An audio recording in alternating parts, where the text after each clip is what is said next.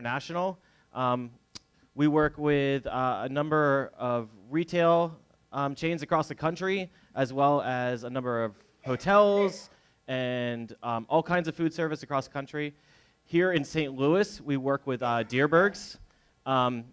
If anyone has been to one lately and seen their beautiful, beautiful cheese shops, we're going to take all credit for that during this time right now. And then Mitch over here is with Major Brands. I work for a beer distributor, Major Brands. We sell beer from breweries all over the world, many of which you're going to taste tonight. We got beer from Belgium, California, St. Louis, and California and Belgium. So a little bit repetitive there, but from all over the place, we got some nice pairings tonight. We apologize if we talk a little fast tonight. We're trying to fit a whole lot in, and we are both verbose people. So I apologize if we talk a little fast. If you can't understand us, yell out, scold us. We're big boys, we can handle it. So real quick, the whole reason we like to talk about beer and cheese is they are very, very important historically to the development of society, of civilization. Without beer, without cheese, we might not be here. We might not have cities and have stretched across the globe like we have. Beer is a fermented liquid, and it allowed people to drink fluids without getting sick. Prevented a lot of diseases and bacteria and things. Unless you drink too much. Unless you drank too much, and then different kind of sick. Cheese kind of did a very similar thing. Milk is one of the most prevalent food sources for early man, except it's very spoilable. It goes bad overnight. By turning it into cheese, by fermenting the milk, you turn it into a product that lasts a lot longer. You could probably get a big block of aged cheddar and sit it on your counter and eat it for months without it going bad and without putting it in refrigeration. You might have to scrape a little mold off of it from time to time, but the cheese itself is going to stay. It's going to last. So by turning milk into cheese, by turning water and grain into beer, early man suddenly had some food sources and some drinking sources that allowed them to not worry so much on a day-to-day basis about what they were going to eat and drink. And for long travels, you had beer and cheese. The Roman legion spread across Europe, partly to the fact that each soldier carried in their backpack a wheel of cheese that was kind of a precursor to Parmigiano Reggiano. So I like to claim, that cheese is responsible for the development of Western civilization, and I'm sure Mitch will tell you that beer is responsible for Western civilization being happy. It was beer. Yeah, for sure. Well, so we have some wonderful beers and cheeses tonight. The cheeses are all from Vermont Farmstead Creamery. They're a really wonderful creamery in Vermont, which is why Chad was joking before about me coming from Vermont. They make a really wide range of cheese styles, so they're kind of perfect to pair with some beers tonight. And then Mitch picked out some really great beers from across the world. Yeah, so one of the great things, I used to work for breweries my entire life, and you were limited to pouring anywhere from between now 20 or 50 different kinds of beer from one brewery. I work for a distributor now where we have about 3,000 different kinds of beer to pick from. Now, we did a tasting for this last week. We did not try 3,000 kinds of beer, but we went through about 20 or 30. I would say so. Yeah, to try to pick out things that worked best, because Greg's done this a lot. I've done this a lot as well. The idea tonight is try to help you guys. One of the most disturbing or hard to do things with food and beer is to pair things together. Everybody gets really freaked out about it. What if I screw up my cheese by picking the wrong beer? And we're here to tell you that you can't do that, but you can make your cheese and your beer taste better if you spend a little time thinking about the flavors of the beer and the cheese and making them work together. So I think there are three different goals that you can try to achieve when you're trying to put together a beer and cheese pairing. One, you can find a cheese and a beer that have very similar flavors and just kind of complement each other, just go well together. That's a good pairing. You can find a cheese and a beer that elevate each other. So the cheese by itself might be like, that's kind of good. The beer by itself might be like, yeah, that'll get me drunk. But then when you put the beer and the cheese together, you might be like, this is fantastic. I could eat and drink this all afternoon, which is dangerous, because then you can end up drinking and eating it all afternoon. And then the third kind of pairing that we look for is when something transformational happens. That's not necessarily good, not necessarily bad, more interesting. A good example of that, and we're not going to do it tonight, so I'll tell you about it, is if you put an IPA with a blue cheese. A lot of people don't like IPAs, get the too hoppy. I know that doesn't apply to anyone in this group, but across the country, a lot of people don't like IPAs because they're too hoppy and bitter. A lot of people don't like blue cheese because roughly the same reason. It kind of has this very strong sour mold that can really turn people off. But when you put blue cheese with an IPA, all of a sudden all that bitterness in the beer just disappears. And all that in-your-face sour kind of mold taste from the blue cheese disappears, and it's just very, very mild. It's this very, very mild mouthful. Now, I don't personally like that, but it's certainly very interesting. So that would be a pairing that would be like, yeah, that would be really cool. Let's show that. Let's show them what we mean. Let's start with the first cheese. Let's start with the first cheese. All right, the first cheese we're going to try is the Sugarhouse Edam. It's going to be a triangle with little seeds in it. That's fenugreek. The fenugreek gives the Edam kind of a little bit of a mapley taste, mapley flavor. You can orient your plate by the cheese that's on the cracker should be at 5 o'clock. So your Edam is going to be at 12 o'clock, and you're going to go clockwise as we do this tasting. All right, so the beer that we decided to pair this with is from Civil Life Brewery. Who here has never had Civil Life beer before? Raise your hand. So a couple people, right? So Civil Life's local brewery, downtown St. Louis, down off of Gravois and, Chippewa. Been here for about 4 years, draft only. So you can only get it at places like Cicero's here. You can't go out and get it in a grocery store. Even though you guys saw some fancy cans that we're trying out tonight just as samples because the brewer was nice enough to drop some off today. So when you taste this beer, though, this is the opposite of that IPA that Greg was talking about. IPA is big, bitter, full-bodied. This has a relatively medium body and has very little of that bitterness that we talked about, and this is all malty sweet.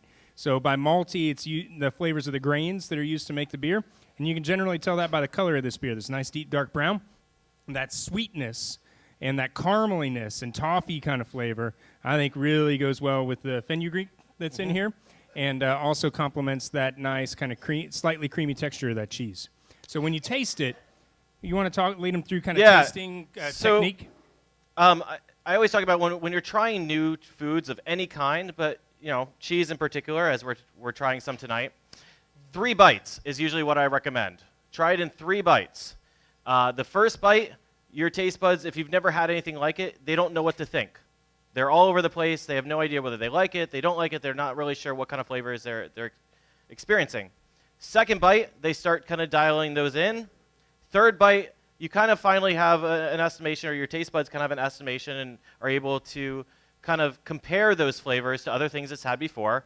And by the third bite, you can usually tell whether you're going to like it or not. Now, when you do take a bite, you want to chew it up. Chew it up, just get it all nice and gooey in your mouth. Move it from the front of your tongue to the back of your tongue. Move it from the right side of your tongue to the left side of your tongue. The tongue has different taste buds that take in different taste things.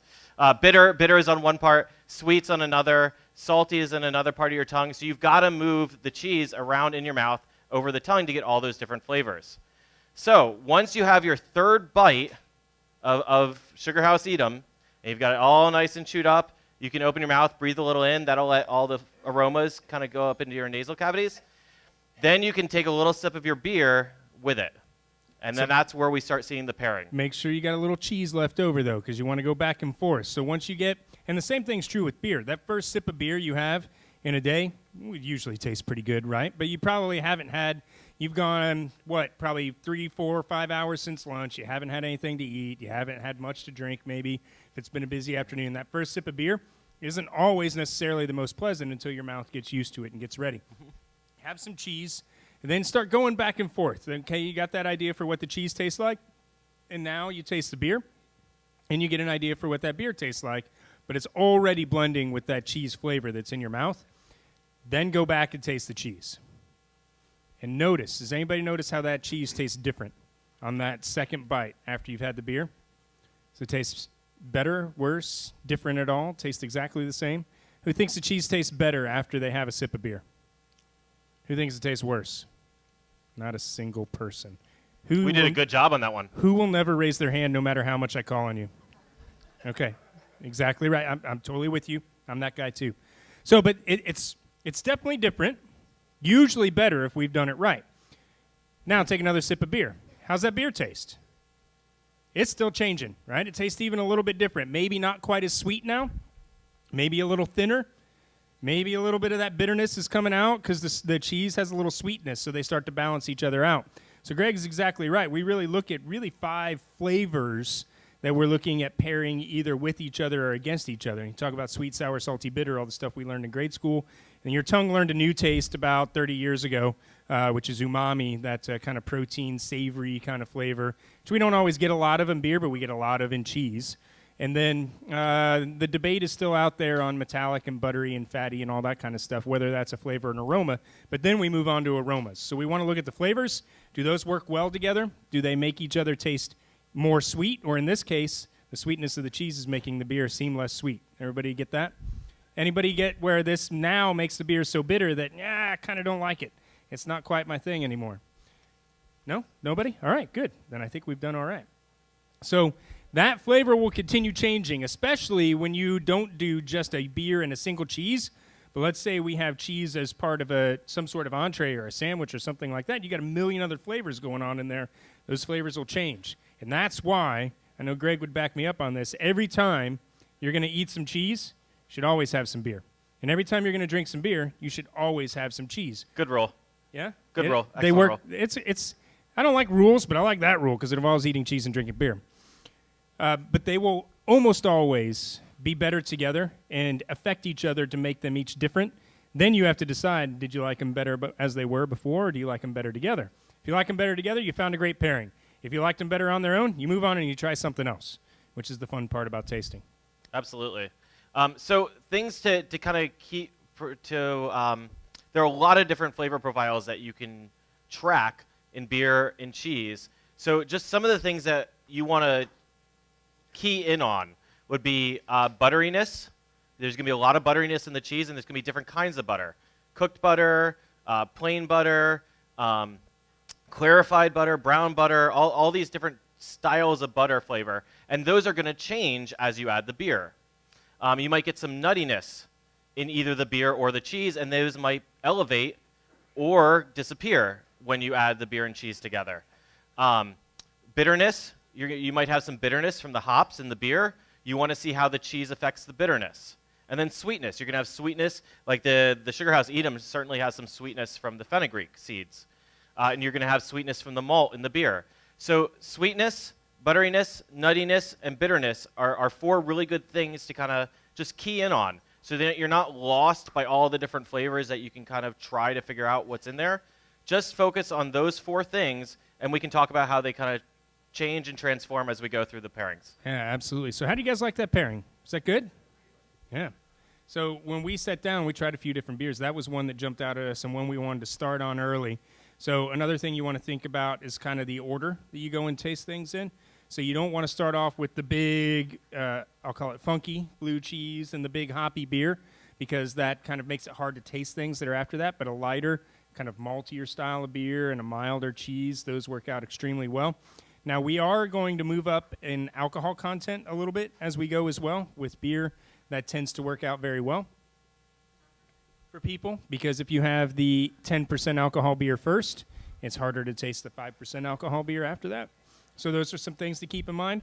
Also, we're going to end with something cheese-wise has a very, very strong flavor profile that it would be difficult to start with that because it's hard to taste anything after that. So those are some things to think about when you're putting things together in the order that you put them together in. You want to move on and talk about the next cheese? Yeah, absolutely. So the first cheese we had is an Edam-style cheese. Now, Edam is kind of like the low-fat version of Gouda, okay? That's really, honestly, the best way to describe it. It's very, very similar to Gouda, which is kind of a softer, especially young Gouda is a softer, creamy-style cheese. Edam just was made from skim milk, but made in the same ways. They're washed when they're being made. The curds are washed, so a lot of the acid that's in a lot of other cheeses like that give cheddar that sharpness, is washed away, which makes Edam kind of sweet, like a lot of other Goudas. So just to be clear, this is the other triangle you have Yeah. on your plate. So Windsordale. So I was just giving a little quick about Edam. Windsordale is a cheese that Vermont Farmstead makes that actually is kind of based off of the Wensleydale cheese of England, which is one of the oldest cheeses that has been made in England. I think it's been made since 1200s, 1100s. And it's made the same recipe today. So Windsordale is kind of an American version of it. It's going to be very, very similar to cheddar. Take a little bite. Chew it up. Front tongue, back of the tongue, right side, left side. Make sure you breathe a little in. You're going to get some sour cream flavors that you didn't get in the Edam. And that's going to come because the Windsordale, unlike the Edam, still has a lot of that acid in it.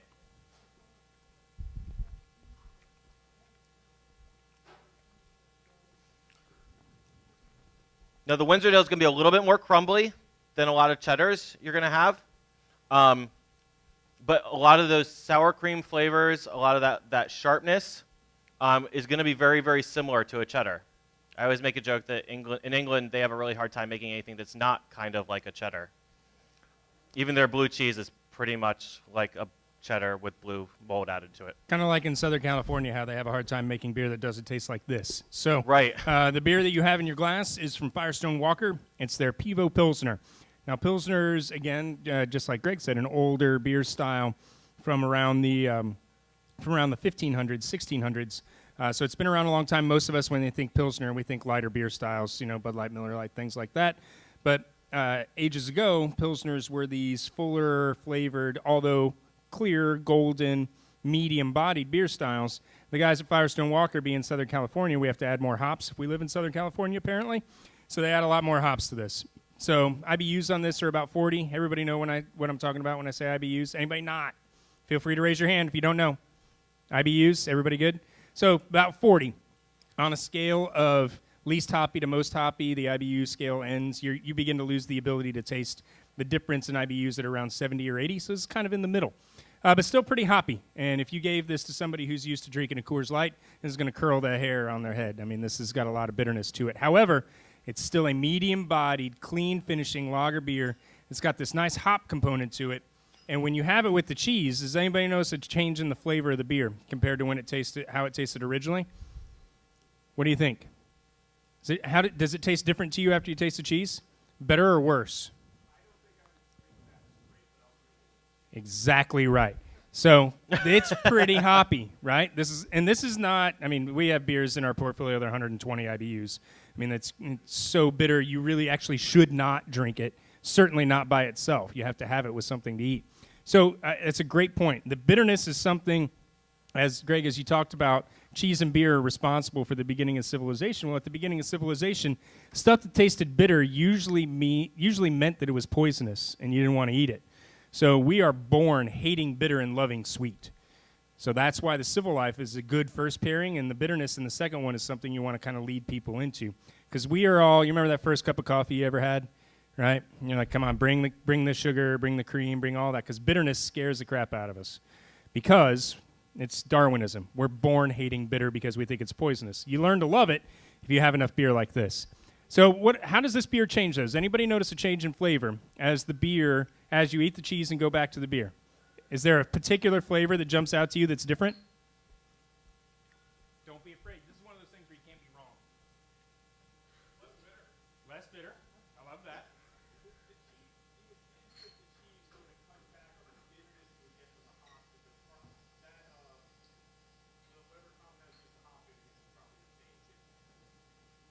It is an acid, but it's a mild acid. But they work together extremely well. So, anybody get like a grassy flavor that comes out after you eat that cheese? Almost like right after you cut the grass, kind of tastes like that now. That's really isolating the aromas of the hops while cutting back that bitterness. So you don't get the bitter anymore. All you do is smell the hops. The hops are a plant. They smell a lot like cut grass in a lot of cases. So I think that's kind of an interesting pairing. So I find the cheese by itself has kind of like a cooked butter flavor to it that really disappears when you add that beer. And then that grassy note, those grassy notes come out. If anyone's had a grass-fed cheese before, it can taste kind of like a little grassy, almost like the difference between an East Coast and a West Coast wine. East Coast wines tend to have this kind of like grassy element often. And so that the beer makes this cheese taste to me like a grass-fed beer or a grass-fed cheese. I kind of like grass-fed beer. That sounds good. Yeah, I don't know how that would work. Next cheese. All right. The next cheese we're going to have is a soft ripened cheese. You might think of it as like a brie. Brie is actually one type of soft ripened cheese, although in the United States, we often use it as a synonym for soft ripened. So basically it means that the cheese was ripened from the outside in, from mold that was on the outside. Yes, that white stuff on there is mold. It's supposed to be. It's part of the cheese. You should always eat the mold with the cheese on soft ripens. This is called Lillé, Coulommiers, and again, it's based off of a European-style cheese. It's a soft ripened cheese made in Normandy. Is a Coulommiers, and so Vermont Farmstead makes the Lillé Coulommiers. This cheese is one of my favorites that they make. It's gooey, it's buttery, it's got a little bit of a nuttiness to it, which you won't necessarily have in a lot of American-style brie cheeses. And I just find it really, really lovely. At the stage it's at right now, it's been aged a little bit, so it's really gooey, and it'll kind of run across your plate if you let it. Right? Yeah. This I gotta say, so this is the one cheese that Mitch, like when we sat down, he's like, yeah, I'm not gonna eat that. Not a fan. I'm not gonna like that. I'm not gonna eat that. And then at the end, I did not say I'm not gonna eat that. I said you all might right. want to give He more said to I'm others. not gonna like this. He said I will eat it, but I'm not gonna like this. And at the end, when I asked if he wanted to take any of the cheese home with him, that was the only one he wanted to take home. I did because that's excellent. So the beer that we chose to go with this, and this, in my opinion, is probably my favorite pairing of the night. It's a beer from a monastery in Belgium called Westmalle. Now, there are monasteries all over Europe that make beer, and there are, I believe, 7 of them left in Europe, and now 2 more elsewhere around the world. This is a beer made by Trappist monks. The Trappist order of monks, their mission in life is to do good works for society. These particular monks decided their good work would be to make beer. God bless every single one of them for doing it. So this particular beer is their Trippel. So Trippel is a designation that generally went with alcohol content back hundreds of years ago. The Westmalle Brewery has been around since 1700s. This beer is 7.5% roughly. So we're moving up in alcoholic strength, but look at it. It's bright golden, light colored, and when you taste it, what kind of flavors do you taste in the beer? Taste any of that same stuff that we got in the cheese? A little buttery, a little bit of that acidity, a little bit of that, yeah. So do the same thing, and one thing I noticed, because when we were eating it, we didn't have a lot of it on crackers, or at least I didn't. Try a little bite of just cheese by itself. Just kind of scrape it off with your teeth. I know. And then have a sip of beer and see if that tastes different, because the cracker is affecting this pairing actually quite a bit in a good way, but it's definitely different than just having the cheese itself. What do you guys think?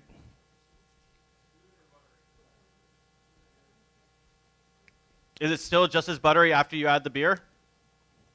Without a doubt. All the flavor from that cheese is still there. Mm-hmm.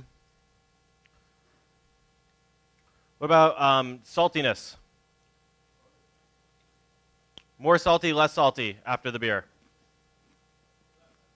Less? Smooths out the edges of that, right?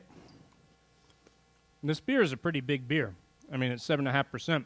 But when you have it with this cheese, it kind of tastes like lager at this point, right? It really lightens it up. This beer also has a really nice little fruity component that you don't really taste up front and you don't really think about it, but it's got this real slight kind of clovey, spicy kind of character to it, or a little bit of this kind of nutmeg thing going on with it. I think works really well with the cheese. There's also a slight fruity component to this beer, which all ales will have.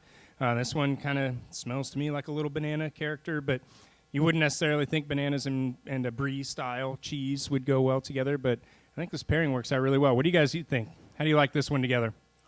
Yeah? Anybody just think these two just don't belong together? Like it's just not right? Feel free to raise your hand. We get it wrong all the time. You don't like that pairing? So that's exactly right. You want to talk about this elevation concept? So a lot of times what we look for in a pairing is that maybe some of the flavors that are subtle when you start, when you first have the cheese or you first have the beer, are all of a sudden in your face after you add them together. Now, sometimes that's not a good thing. Like we tried some pairings where all we were left with was bitterness, and it was no bueno.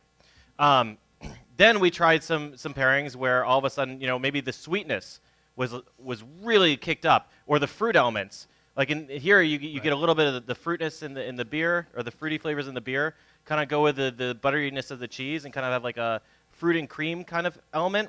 I find that what this does is that the cheese for me is very savory by itself, but when you add the beer, the kind of bitter mushroom notes that can be in the rind of the cheese decrease, and you get a little of those fruit components from the beer, and you kind of get more of a sweet combination. And I think that's great. I think that's really fun. So to get back to your comment, though, I agree 100% that both the cheese is amplifying the beer and the beer is amplifying the cheese, which is what you're saying, right? And it can get overwhelming, especially if the particular flavors that are getting amplified aren't necessarily your favorite flavors. Maybe you don't like butter. It's probably not your cheese if you don't like butter. But, those things can definitely happen. So our last pairing is gonna really challenge. I was gonna say challenge your ability to appreciate elevation. In the back. So the cracker is actually made by Vermont Farmstead, or sold by them as well. It's called Whitney's Castleton Crackers, and this was kind of a nice mild cracker that had so it was a whole wheat, and it had a little bit of that sweetness kind of in the cracker as well, which I thought went really well with the beer and the cheese together. Yeah, I think that addition of sweetness is nice, but it does make a change, and that's it why does. I said try a little bit of that cheese by itself with the beer, because I think that's even of the two kind of ways to try it. Me personally, and this is why we kind of do it, so you can try it out. Me personally, I like that cheese just straight, just by itself with that cheese is perfect for me. So the other thing I meant to mention a few cheeses ago, and I probably should have because you may not be able to do this now, it also can be really interesting to try some of the cheeses with maybe some of the beers that we didn't pair them with, because we did that at the end Absolutely. too, and Yeah. found some kind of interesting pairings that maybe we didn't think would work as well for the larger group, but are certainly like the cheddar with the cheddar with that American brown. I thought was actually pretty interesting. Those two things actually worked well together, but we liked the other pairing a little bit better, so that's how we chose that. We had a couple other beers that we knocked out of the running throughout the process as well that were really good, but the pairings worked in very different ways, and we wanted to focus on something else. Yeah. All right, so we are going to move to the next cheese. Oh, we've caught up on time. We're doing well now. All right. So the We next got a cheese. good beer drinking group here. They're ready to go. The next cheese is the Alehouse Cheddar. This is an aged cheddar that Vermont Farmstead makes. Now, in their traditional version of it, and in the version that you have in front of you, it's made with Harpoon beer, both their dark and their IPA, I believe. And this is probably their flagship cheese. They sell more of this cheese than anything else that they make, and it's really quite good. I can see why. This is delicious. Yeah. This is better than I remember from last week. Right? Yeah, it's awesome. Especially because it's warmed up more now when you have it. Back in February of this year, Diebergs actually went to Vermont and made a version of this cheese using urban chestnut beer, using their Fantasyland IPA. So you can actually go to Diebergs now and get a variant of this Alehouse Cheddar, and it's sold under Diebergs beer cheese, and I think it's just as fantastic. So it's going to be a little bit different. It's going to be very unique, and it's the only place you'll get it in the country. So you're getting a preview tonight with the regular Alehouse Cheddar, but if you really, really like it and you want to try something, another kind of version of it, check out Diebergs, the Diebergs beer cheddar. It's one of my favorite cheddars. I think it's the element of the beer is really cool. Instead of a lot of beer cheddars just being washed with beer, so beer would just kind of be applied to the outside and the flavors would kind of seep into the center of the beer. The curds, before they're actually put into molds, are soaked in beer. It's just kind of like poured over them. And so they've got beer dripping from them as they're shoveled into these molds and pressed. So that the beer is just infused all the way through the cheese. Sorry, you caught me mid-bite. Give me a second. So the beer that we have paired with this is another Trappist beer made by Belgian monks. Instead of Westmalle up in the northern part of Belgium, Rochefort, which you have in front of you, is in the southern part of Belgium. A much older monastery built in the 1200s, and they started making beer in the 1500s. So they've had this recipe around for quite a while. This is one of the originals. What you have is Rochefort 6, which is their dubbel. So this is a beer that's a little darker than the Trippel. So it's kind of a misleading terms with Belgian beers. You get dubbel and Trippel. As you move up, the dubbel's the darker one and the Trippel's the lighter one. You think the darker beer would be stronger, but the dubbel's the lighter beer in weight and alcohol, and the Trippel is lighter but higher in alcohol. And the Rochefort 6 is called Rochefort 6 for that very reason, because back in the 1500s, people used to name beer by the amount of alcohol or sugar that they had in it. So this was the 6. They make an 8, and they make a 10 as well, moving on up in that kind of classic English Belgian kind of scale. So this dubbel has, again, some of those sweet malty characteristics that we had in the Civil Life from the beginning, but also has wild yeast fermentation that happens when they ferment the beer. It happens in open fermentation tanks. And then also they add a little bit, well, let me ask you, can you taste a spice in here? What spice? No Googling, no fair. Anybody taste a spice in here? And it's super subtle, especially with the cheese. It's kind of hard to pick up because the cheese kind of masks it and knocks it down a little. Almost. Clove is almost there. Coriander. Very good. Very nice. So there's a little tiny coriander flavor here that helps kind of cut through some of the flavors of the cheese and balance it out, which I think is pretty nice.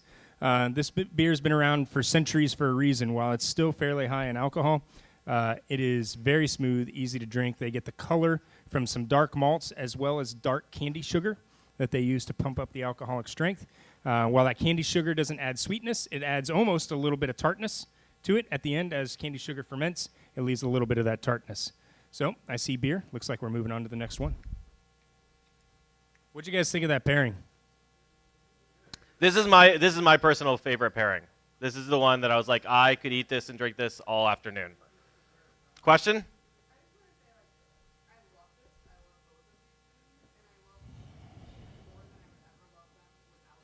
Oh, yeah.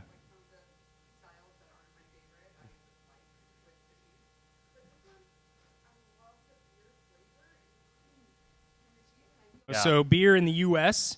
still is quite a bit behind. It's even farther behind in Europe because it goes back hundreds of years, not just decades. But yeah, it's mostly historical and cultural, because when it comes to your point, when it comes to flavor, beer beats wine every time. And there are a couple of different reasons before we move on to the next one, because it's one of my favorite things to talk about with beer, is why beer is better than wine.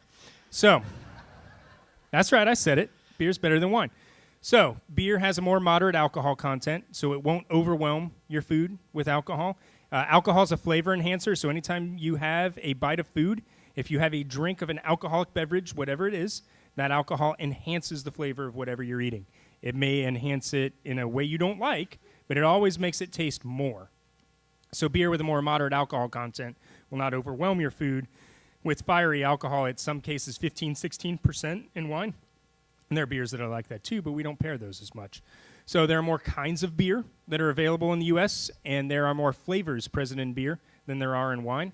So you get a wider variety of things to pair with food with beer than you ever would with wine. The last two things really is carbonation. Carbonation is great for kind of scrubbing those flavors of food off your palate and getting you ready for that next bite, just like we've been doing back and forth, which is why champagne's so goddamn good with everything, right? And Truth. You know it's true. Every single one of you knows it's true. Try champagne with pizza sometime. Oh, my God. It'll blow your mind. Are you kidding me? Champagne and French fries is my favorite. Tater tots. All right. Champagne and tater tots. Have you not tried this? Oh, my God. I'm serious about the pizza. I am totally serious about the tots. And then So moderate alcohol, bubbles, more varieties, more flavors. I mean, beer's got wine nailed pretty much. Where wine has beer beat is culture and history and this kind of idea that when you want to have a fancy tasting, you do it with wine. And so it's up to all of us to go out and dispel that. Yeah, I don't feel like I need to add anything more to that. So we're gonna go to the last pairing of the night.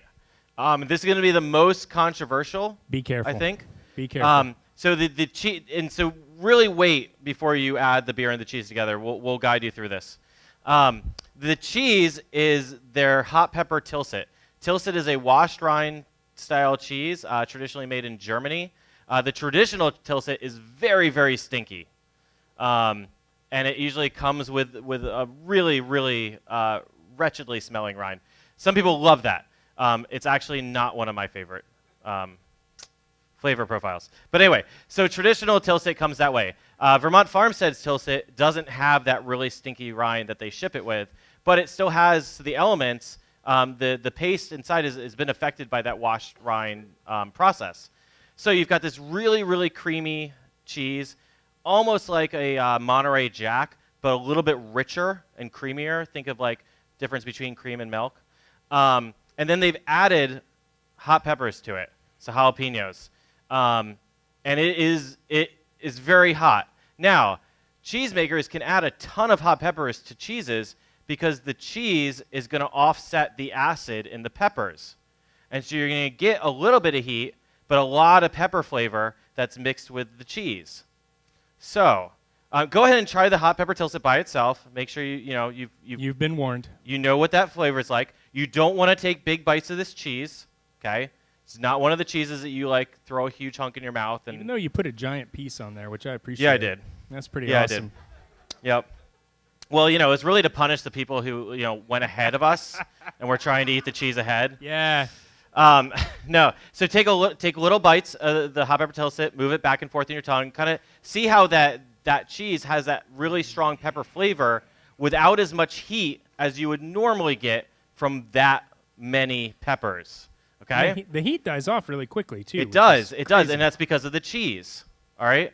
Same concept why people add sour cream or cream cheese to spicy foods like chili or things to kind of balance out that heat. But what we're going to do now is we're going to amp up the heat. We're going to amp it up real high. So take a little bite of your cheese. Again, you don't want to take a too big a bite, okay? You're going to regret it if you do.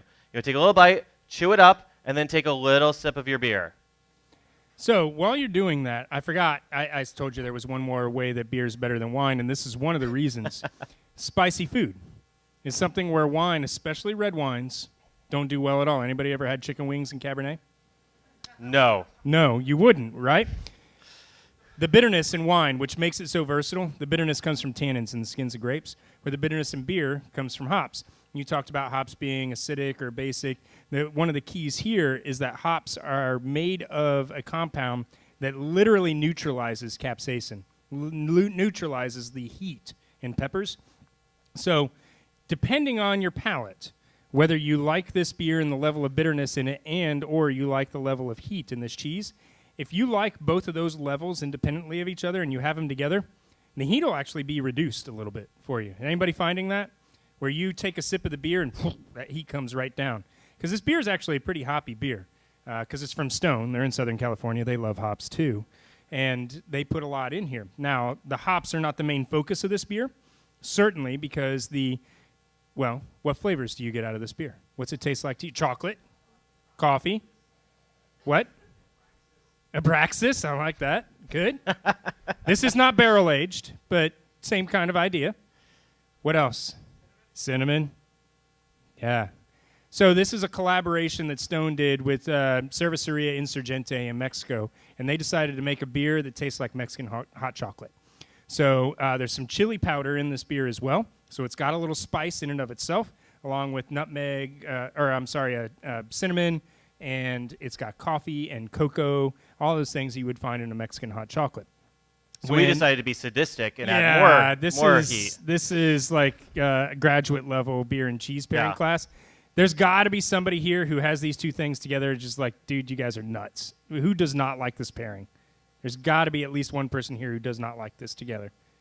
Everybody likes it, or is somebody that doesn't like it just too afraid? Okay, you're not a big There's fan. a guy. Right. Brave man. Yeah. So this is a pretty brutal pairing, and if we hit it right, and the flavors you liked all the flavors before, and you like heat, and you like Mexican chocolate and all this stuff, this is the bomb. Like, this is dynamite. To me, if you get the ratios right in your mouth, it's like the really nice mole sauce. But if there's one thing that sticks out that is not your favorite, this beer or the cheese, either one, will amplify that, and it'll get so out of control, it'll taste like the chicken wings and Cabernet. You can't stop it from getting worse and worse in your mouth. And to you, sir, I apologize, because it sounds like we got there with you. And you know what? That's part of this class. So we're going to push the envelope, because that's what you're here for, to try it out. Now you can try it on your friends. Yeah.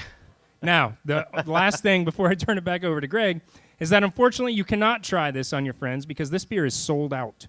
There is really only maybe a few kegs of this beer left in the state. Chad wanted one, so we sent it here just for tonight. This is the Stone Xocoveza Stout. This collaboration has been extremely popular. You can't find it anywhere. If you've got some already, cheers to you. If you don't, you should get a growler here to go. Are you going to make it again next year? They will make it again next year, absolutely. All right, excellent.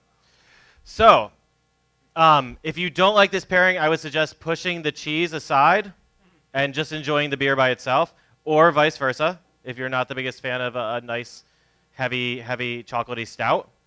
But that was our last pairing for the night. Who really liked putting the cheeses with the beer and found that, yeah, okay, good. All right, our time was well spent. Way to go, buddy.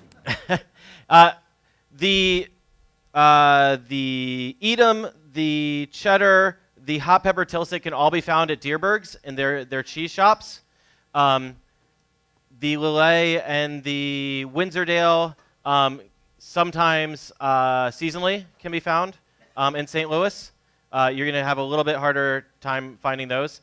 But you can find the other 3 cheeses in Diebergs. And I'm sure that they also carry all of these beers. Every single one of these beers can be found here tonight for consumption here or to go, correct?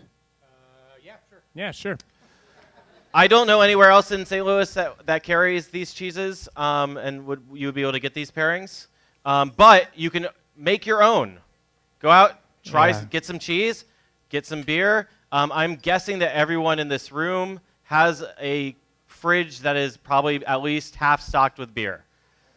I think half is an understatement with this. Yeah. squad. Well, mine's only half because the rest of it's crammed with cheese. Right. But pull out some beers. Pull out some just 12-ounce bottles.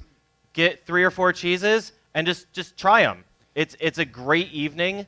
It's a way to entertain your friends. Yeah. So you want to do this at home very, very simply. Yeah. Grab 2 or 3 of these cheeses. Grab 2 or 3 of these beers, set them out on a table, open up a few bottles, give people some small glasses. I use juice glasses at home because they're the only small ones that I have enough of at home. And you just put them out and let everybody kind of experiment and see what they like. Yeah. And you'd be surprised how into it people will get. People will start asking you for notepads and pens because they want to start writing it down and what they like and where to get it. Like, I'm serious. This happens. And all you have to do is just put this stuff in front of people. You don't need fancy printed guides. You just need a little bit of guidance on the right beers and right cheeses to pick. But also understand, you're not gonna screw it up. You're not gonna give somebody that just absolutely tastes horrible, because this is about as deep and far out as you can get in beer tasting and cheese pairing with this last one. I would almost never pair these 2 things together because it just sounds, it kind of sounds bad on the surface, right? It kind of sounds bad. But I questioned it the first time I was told to try it. Yeah. And when I saw your tasting notes, I absolutely questioned it, but I said, if you were looking for these flavor profiles, this is the beer. You guys are the beneficiaries of that. So try it out on your friends. Yeah. That's it. All right. That's your